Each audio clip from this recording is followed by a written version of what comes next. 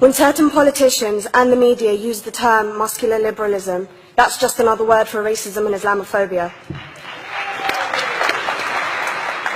This stance on Islam has led them into primary schools to ascertain why young girls wear the hijab, as it could be interpreted as a sexualization of these young girls. I say shame on Ofsted for victimizing young girls,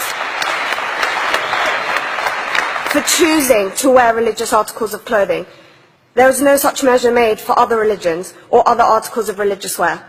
This stance has other ramifications. It signals to the British public and emboldens groups such as EDL, BNP and other fascist and racist groups that women are oppressed by Islam, are made insubordinate to the men that supposedly force them to wear it, and that it is the job of the British state to liberate us. We reject this imperialistic saviour thinking.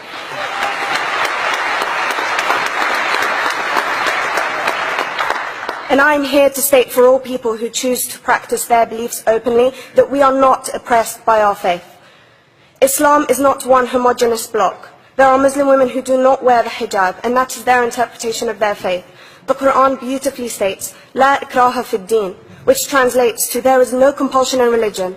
My faith has given me the right to choose 1,400 years before the Universal Declaration of Human Rights told me I could.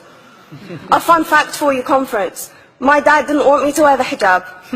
I chose to. Those of faith, thank you. Those of faith should have the right to choose to wear their articles of faith. Sikhs wearing the turban, Jews wearing the kippah, or Christians wearing the crucifix. Practicing my right to freedom of expression through the hijab empowers me and other women like me to know that we are able to make decisions for ourselves. Through the hijab, women like me feel empowered to overcome the social expectations of sexualization that is relevant and has currently resulted in many cases of anxiety and worse. I can speak for myself and others like me. At school, I was able to focus more on the thoughts that were running through my mind than how good I looked to the world. The NUT has supported a woman's right to choose when it comes to pregnancy. I want conference to support my right to wear the hijab.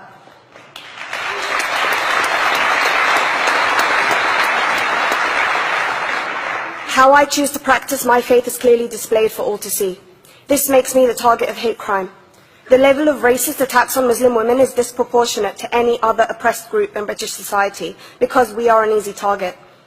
This decision by Ofsted has ramifications beyond the school gates and must be seen in the context of increased attacks on the Muslim community and perpetuates the outdated notion that Muslim women are victims. I was on a trip last year to Hampton Court with my Year 7s, where a man felt comfortable to call me a terrorist. As a Muslim woman, I'm not a victim, so I challenged him. He denied it. I'm sure you've heard of the Punish a Muslim Day. It's been spoken about a few times already this morning. And as a Muslim, I'm actually quite optimistic. They're trying to limit it to one day. That's 364 less than normal.